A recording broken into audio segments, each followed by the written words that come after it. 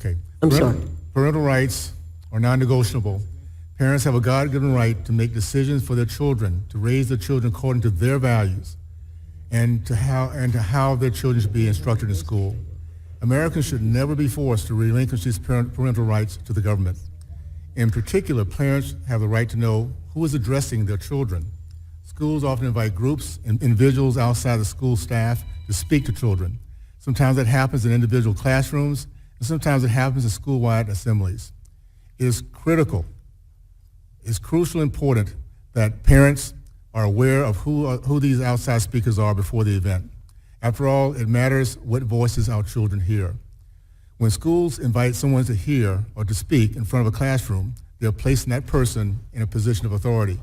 Schools are sending a message to our children that the speakers they invite have a message worth hearing and advice worth heeding.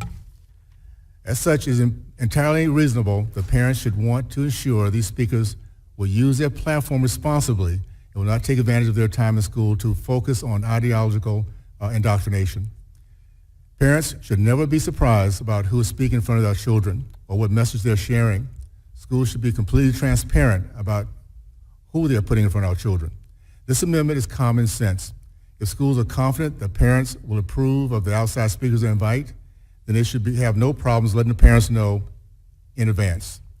This amendment will help ensure that parents are never surprised by the people or the groups that their children are learning from.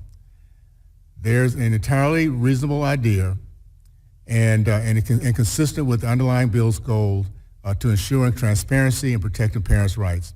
I urge my colleagues to join me in voting in favor of this amendment and in favor of underlining the bill, and I yield back.